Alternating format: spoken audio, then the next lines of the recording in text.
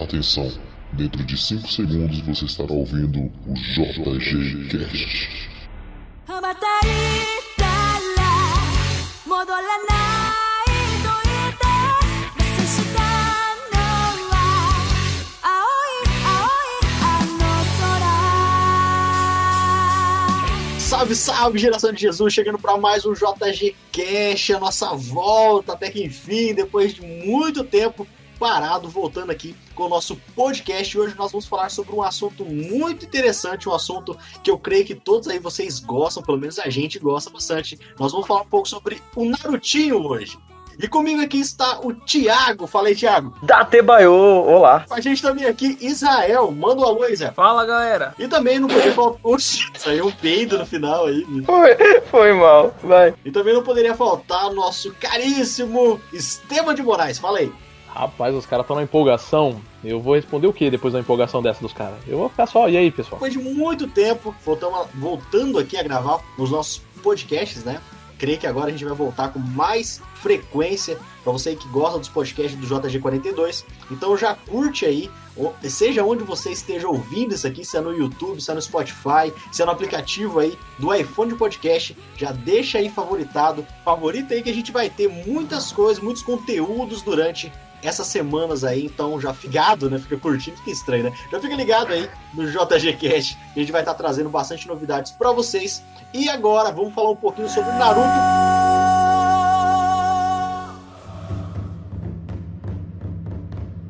Muito bem, então hoje falando um pouquinho sobre esse anime, ou anime, não sei como que eu falo. Vamos falar anime? Os anime lá. Os anime lá, dos loirinhos lá, que luta lá. Então hoje falando sobre esse anime, que é uma grande febre, né, em todo mundo. Naruto é bem conhecido, é um anime recente, assim, não é recente, né, mas vamos poder colocar que é dessa geração, né? 2002.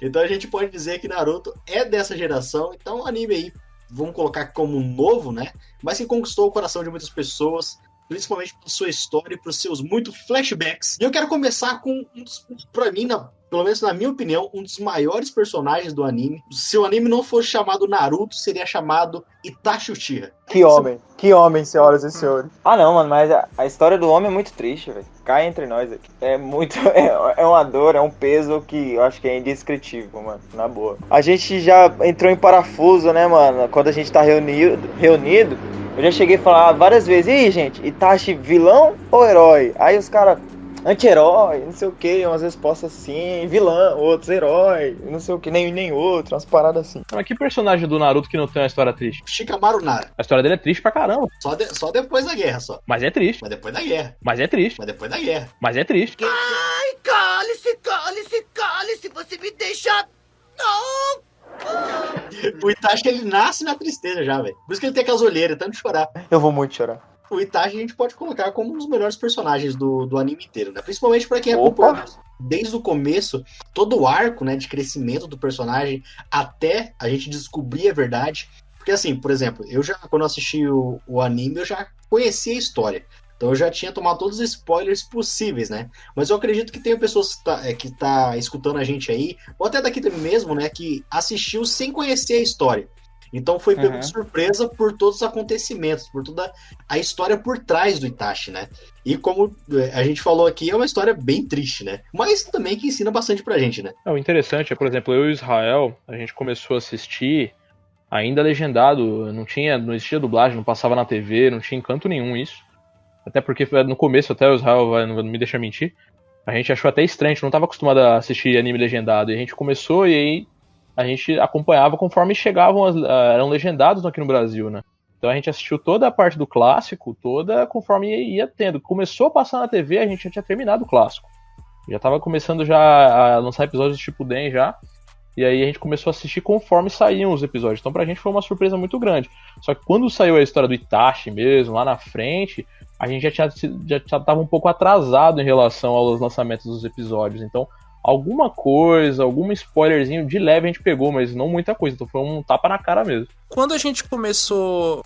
Teve uma parte que a gente parou também de assistir, a gente foi direto pro mangá também, porque a gente meio que ficou ansioso demais com algumas partes e aí migrou pro mangá pra poder saber o que ia acontecer. Então, praticamente, a gente foi assistir mesmo, terminar de assistir e tal, Shippuden, só depois de alguns anos, na verdade, porque a gente já sabia a história porque tinha lido o mangá. Verdade, porque assim, o anime, os fillers deixavam a gente um pouco irritado.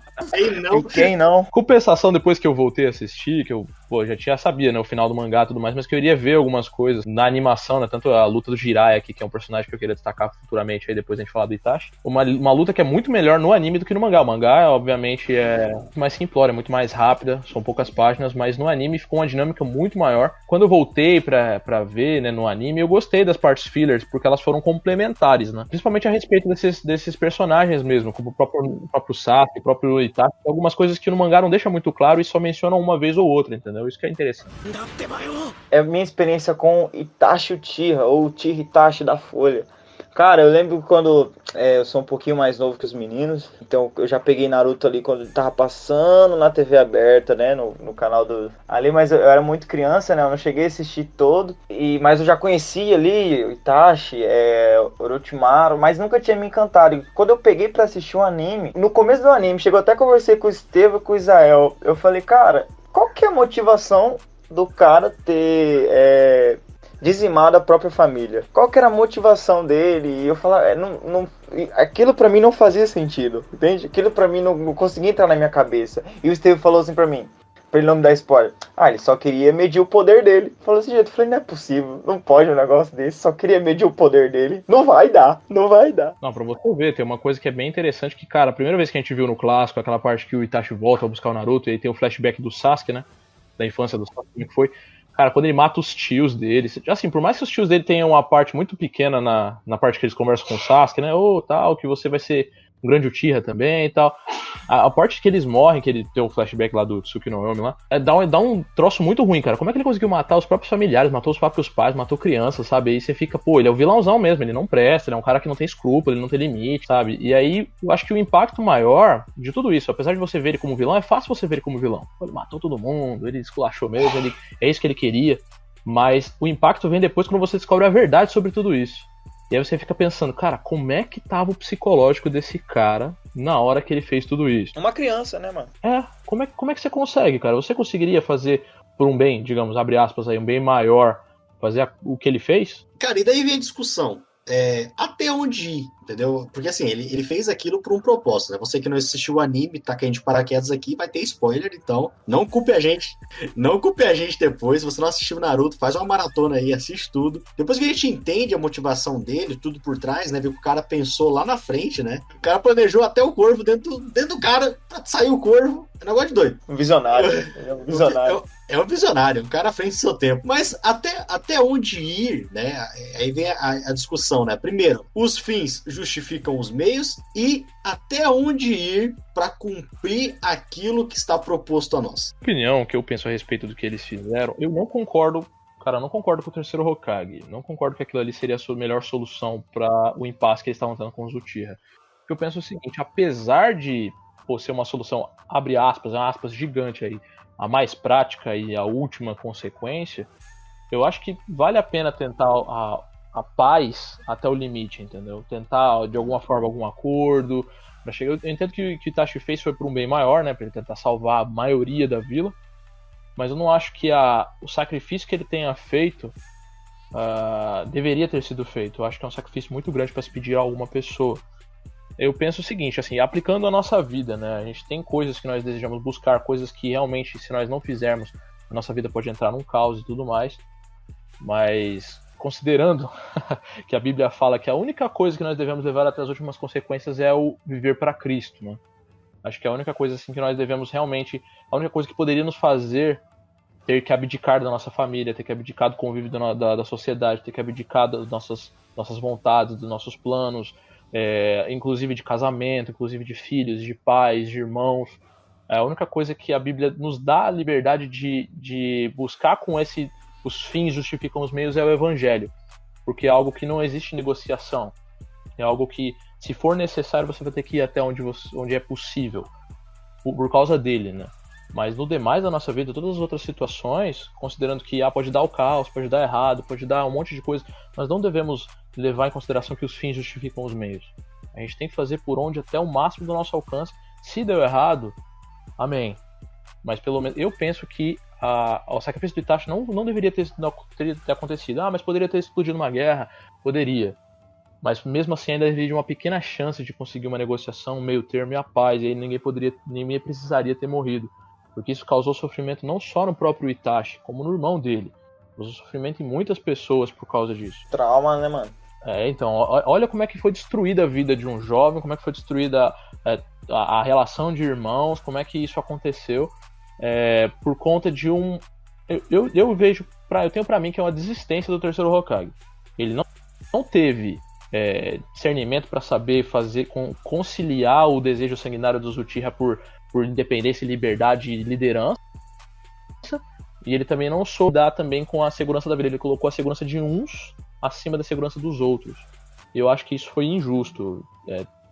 Não só pro Itachi, como pro Sila em si, quanto pros Uchiha. Eu acho que dá pra gente puxar também, cara, já que você falou dos Uchiha, do jeito que eles estavam ali, né, colocados na vila, a gente volta na questão de decisão, né? As decisões que nós tomamos no passado, como elas influenciam no futuro, porque muito dessa revolta dos Uchihas começa no Tobirama, né? Tobirama, na mente dele, ele tava fazendo algo bom, mas a gente sabe que não tava tão bom assim, né? Bom, o que eu sinto a respeito é bem aquilo que futuramente foi o discurso do Pen. O ódio gerou ódio, né? Então, assim, tudo isso começou lá numa guerra lá atrás entre irmãos, uma guerra que virou guerra de famílias, e acabou gerando esse ódio e várias perdas de ambos os lados. Eu vejo que o Tobirama, ele tinha esse receio por conta desse trauma, dessas batalhas que eles tinham constantemente. Então ele tinha um certo preconceito. Ele tinha um preconceito baseado em histórico. Coisa que já se repetiu muitas vezes no nosso mundo, inclusive. Não é uma coisa que está presente só na ficção. É uma coisa que acontece mesmo. Acontecia entre índios e cowboys, acontecia entre navegadores e índios, acontecia entre tribos, acontecia entre cidades, entre povos. Então, assim... Acontece entre arminianos e calvinistas? Inclusive no nosso meio, não vou deixar claro aqui, mas acontece. Fica no ar aí. Fica no ar. E o Tobirama, ele tinha esse receio por conta do histórico da família. Então, assim, não dá pra também jogar o Tobirama no fogo. Foi realmente a intenção dele deixar os Uchiha o mais fracos possível, o mais sob controle possível, por causa do medo que ele tinha. Então, o medo, a ignorância, junto com o medo, gera preconceito. Pra você ver como uma decisão lá no passado traz essa consequência pro futuro, e é preciso ser feito algo um pouco não, né? Muito pior para que o negócio seja desfeito depois, né? Eu creio também que o terceiro Hokage, né? Que o Sarutobi tinha outras formas, né? Tinha sim, mano. Tinha. Pelo amor de Deus, né? Então, assim, tinha outras formas também disso ser feito. Mas, naquele momento, foi o que foi escolhido para fazer. E a gente vê como uma consequência, né? A consequência da raiva, do ódio entre os povos ali, como isso reverberou até o final, né? O Nagato, ele também é um personagem interessante e eu acho que a história dele também é a questão de tristeza, né?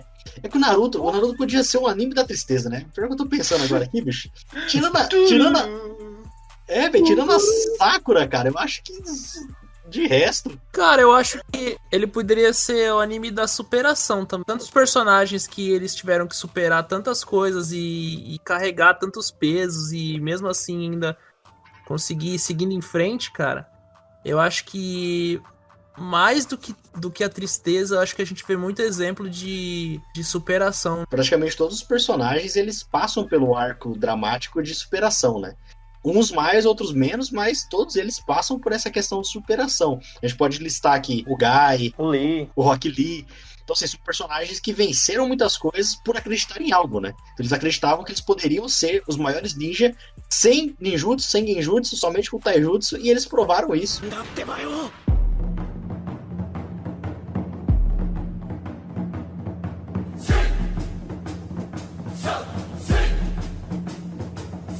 Quando o Jiraiya tá ali no meio ali da Segunda Guerra, se eu não me engano, vocês vocês entram aí, atropelam. É na Segunda Guerra, né? Shinobi. O Jiraiya já tinha a profecia de que ele ia ensinar ele ia ter um discípulo que iria salvar o mundo ou iria acabar com o mundo, né? E ele acaba encontrando esses 3 órfãos ali, o Nagato, o Yahiko e a Konan. E o Jiraiya de começo ele não queria treinar, né? Nenhum dos 3. Já o tio Orochi foi um pouquinho mais além, ele queria matar os 3.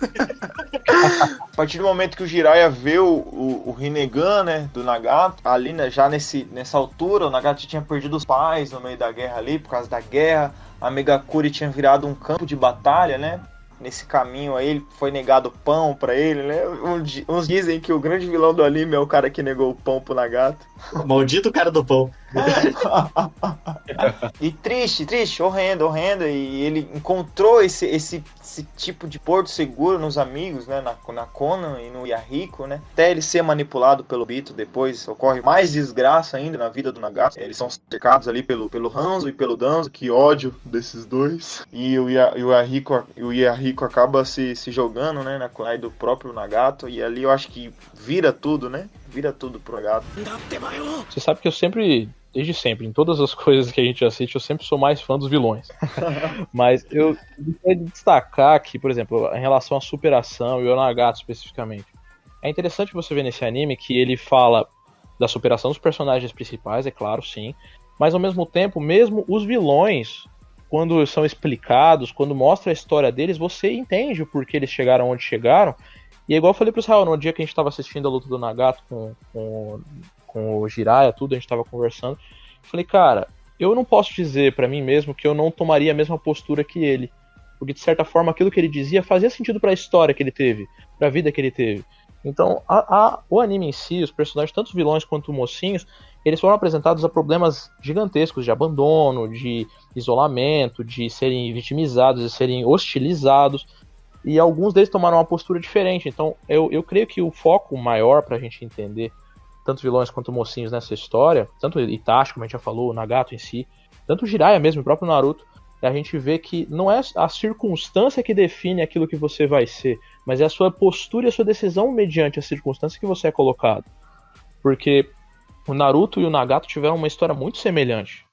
O Naruto e o Gaara também, então são histórias muito assim, eles foram muito hostilizados, foram completamente abandonados, respeitadas as proporções, mas cada um deles tomou uma postura diferente mediante uma situação que era semelhante, que era uma situação de completo abandono, de completa, né, que eles podiam ambos terem virado super vilões, mas eu creio que essa postura diferente, né, e tanto que o Nagato acabou por reconhecer isso no Naruto, né, no final, ele reconheceu que eles eram semelhantes, que eles eram iguais, equivalentes, discípulos do mesmo mestre, que eles tinham uma história difícil os dois, mas ele viu no Naruto a esperança porque o Naruto foi capaz de fazer e tomar a decisão que ele não foi capaz, de abdicar do ódio, de parar o ciclo de vingança, de retorno para tentar fazer o bem para aquelas pessoas que o faziam mal, entendeu? E uma coisa interessante, né, que assim, você falou dos vilões, né, das motivações dos vilões, um cara que teve uma história também toda zoada, cara, e tinha tudo pra se tornar um grande vilão dentro da história,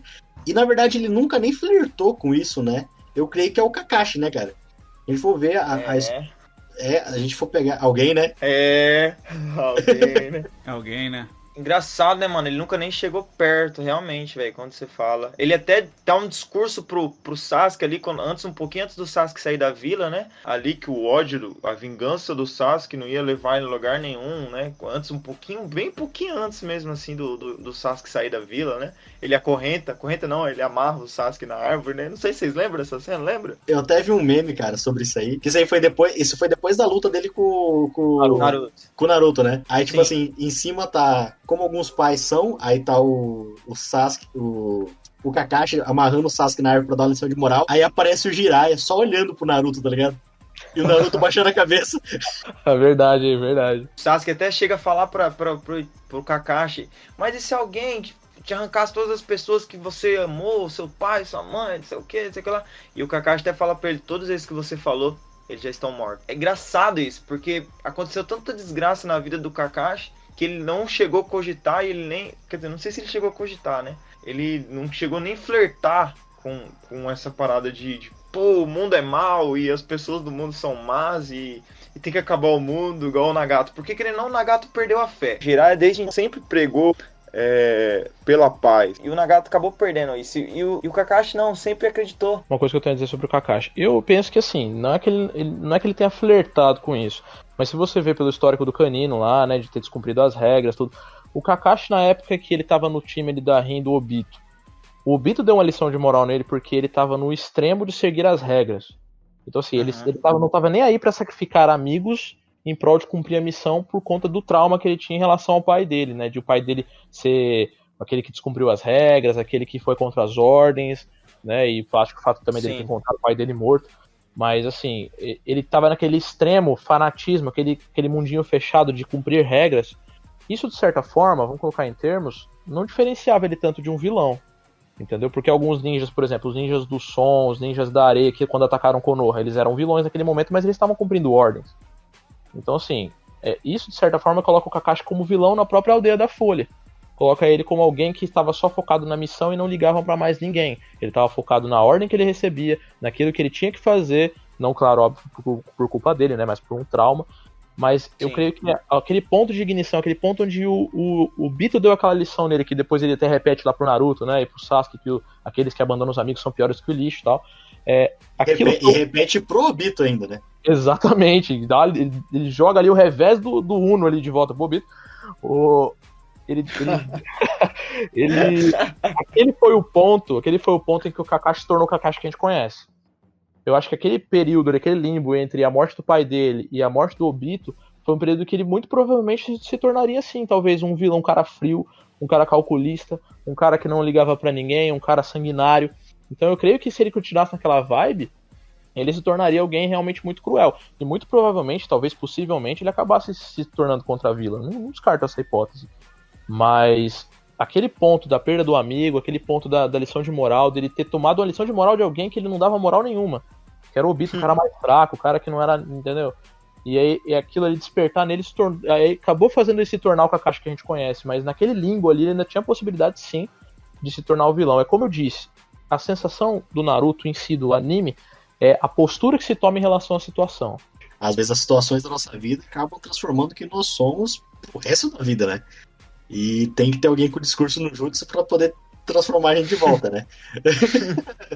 Como o Naruto sempre faz com os vilões, né? Com o Kakashi a gente pode até fazer um fechamento aqui, né? Como que a gente vai agir mediante as situações que são colocadas na nossa vida. Né? Pra gente pensar, a gente também já teve algumas perdas na nossa vida, a gente já teve também situações ruins, mas a nossa decisão mediante a isso é o que vai transformar nosso futuro aí, né? Eu tô quase um coach aqui. Não, mas sabe o que eu penso muito, mano? Disso, como o Kakashi, o próprio Steven falou, ele deixou ser levado por esse trauma, né? Eu comecei a pensar, mano, os feridos pela igreja, mas a igreja não, sabe? A gente pega aquilo, muitas vezes a gente vê muito discurso, que a gente só pega aquilo que é ruim, né? Dentro das denominações, e a gente acaba se ferindo com isso, e a gente pega pra gente isso aí e usa contra a própria noiva, né, mano? Isso é cabuloso, né, cara? Com as falas, né, acaba ferindo não a igreja natural, né? Acaba ferindo a igreja Cristo, né? Com as declarações, porque pessoas feriram, né? Eu não sei se é mais ou menos isso que você tava falando, Thiago. Sim, a imagem, né? E é tipo, aquelas pessoas que nunca pisaram, ou nem tem essa vontade, pelo menos, de um dia aí, né? Pra igreja, acaba falando, nossa, mas a religião é uma coisa, né? A religião, não sei o quê. Realmente, a religião é uma parada cabulosa, mas Jesus não. Mas quem não tem esse entendimento acaba entrelaçando esses dois, né? Acaba juntando esses dois, achando que Jesus é a religião. Não, Jesus é Jesus. Por causa dessas coisas, fica a igreja, pelas pessoas que não conhecem, né? As pessoas, digamos, do mundo, fica estereotipado com essas coisas, entendeu? Declarações de pessoas que muitas vezes não pensam antes de falar, ou até, né, não tem a mente de que não tá falando simplesmente de uma instituição, de uma igreja, mas está falando né, de um povo também, né, da igreja, digamos, como noivo, entendeu? E isso não é só algo que vai atingir simplesmente uma placa de igreja, porque para quem tá no mundo, quando você fala assim, os crentes, praticamente eles colocam tudo num só. E eu acho também que vai muita gente também, né? Nós, como cristãos, né? Vamos colocar aqui mais firmes dentro da comunidade, dentro da denominação, muitas vezes nós somos feridos por pessoas e acabamos multiplicando isso, colocando Jesus na roda, vamos colocar assim, né? Tipo assim, as pessoas nos ferem e nós descontamos isso de uma forma louca, né? E a gente acaba ferindo o Cristo, né? A imagem de Cristo, quem é Cristo. E esse nosso testemunho, é o que o Israel falou, né? É o que vai ecoar lá para fora. Então, assim, como a gente deve agir nessas circunstâncias, como a gente falou aqui, por exemplo, do Kakashi, né? O Kakashi, isso. Ele foi ferido, vamos colocar então aqui que ele flertou um tempo, né, em cumprir regras e ser o cara pragmático ali, o cara sistemático, só que ele conseguiu ser corrigido por alguém, né? Vamos colocar aqui discipulado, né? Não sei se eu posso usar essa palavra aqui. Ele foi discipulado pelo Obito naquele momento, e a partir daquele momento ele viu que o problema não estava nas pessoas. Na verdade, perdão, o problema não estava no macro, né? Que era a vila, mas sim nas pessoas que feriram ele. Porém, as pessoas que feriram ele, feriu. Não tinha muito o que ele fazer com isso. E ele decidiu, então, olhar para o macro, né? Ele olhou para a vila como um todo. E tanto que ele morreu pela vila, né? Lógico, a gente vai ser ferido por pessoas, isso vai acontecer na nossa caminhada, na nossa vida, porém a gente deve olhar para o macro, né? Então, pessoas nos feriram, mas a igreja de Cristo não. Eu posso me usar de exemplo nesse caso. Eu cresci dentro da igreja. Não pode não deixa não. Posso Permite, sim. Assim, eu cresci dentro da igreja, e depois de um tempo ferido por liderança, ferido por pessoas, eu saí da igreja. Essa sensação que fica quando a pessoa se fere com pessoas, ela acaba descontando na própria figura de Cristo, né? Ela, como se a culpa fosse da igreja, como se a culpa fosse a instituição da igreja, né? A palavra que é pregada, não as pessoas. Isso é um problema, igual o paralelo. Você fez o paralelo certinho que eu tinha em mente, que é essa questão do Kakashi. O Kakashi ele foi ferido por pessoas, mas depois daquele discurso do Obito, depois dele ter conseguido ver o que realmente importava, aquelas pessoas que feriram não representavam o todo, não representavam tudo. Então, assim, essas pessoas que às vezes nos ferem, essas pessoas que às vezes falaram palavras, você não sei que tá ouvindo, a pessoa que falou pra você alguma coisa negativa, que te jogou pra baixo, que te disse alguma coisa que feriu e fez com que você sentisse vontade de abandonar a missão, abandonar a igreja em si, a gente tem que entender que essa pessoa ela não representa o que Cristo quer dizer.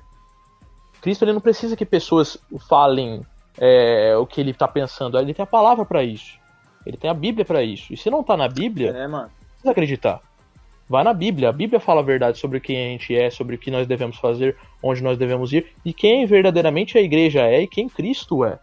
Então, assim, eu só fui voltar a entender e a compreender o que aconteceu comigo quando fui buscar na palavra a solução, e eu vi que eu estava jogando a culpa em Deus de uma coisa que pessoas tinham feito, e elas não eram a igreja em sua totalidade. A igreja verdadeira, ela é a noiva de Cristo, ela é aquela que busca Cristo, não que ataca as pessoas ao redor.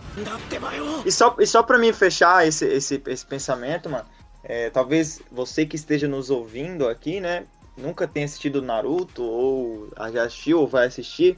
Por que eu puxei esse paralelo com feridos dentro da igreja? Porque o pai do Kakashi, o Sakumo Hatake, ele estava numa missão, essa missão começou a dar errado, e ele tinha os seus companheiros ali, e ele largou a missão para salvar os companheiros dele que tava numa enrascada lá.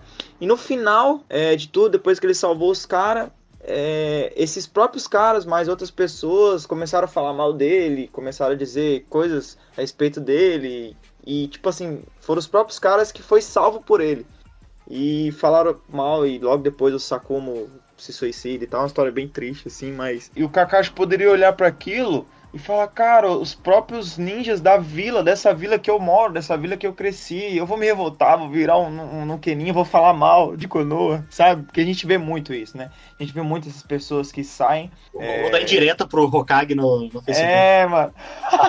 No Twitter, ele tá lascado comigo, mano. Tá lascado, ele vai ver. E ninguém mais vai lá naquela. E, tipo, só pra fazer esse paralelo, é real, mano. É real, verdadeiro mesmo. Mas o Kakashi, foi aquilo que o Estevam falou. Ele pegou aquilo que aconteceu com ele e falou, não, mano, eu vou transformar isso naquilo que deve ser correto a se fazer. E o Kaká sempre foi um gênio também. Pessoas inteligentes sabem o que fazer na hora certa.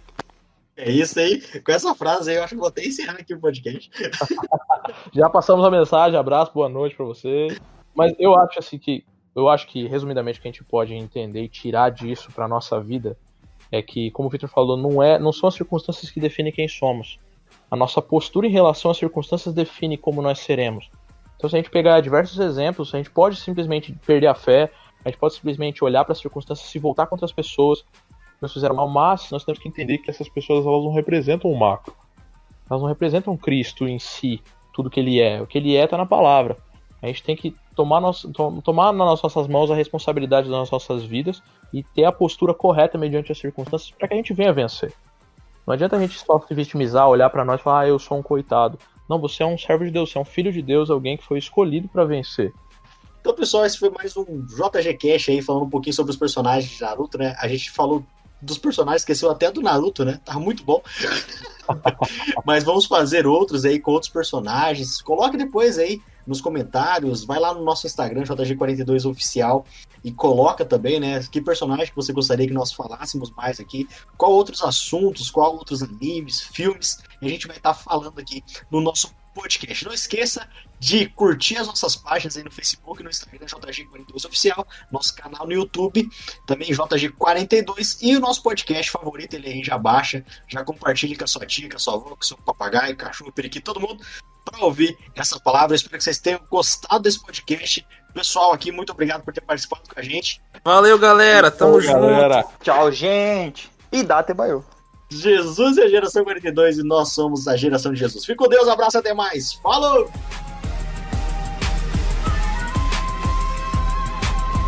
Este programa foi editado por JG Cast, o seu podcast nerd cristão.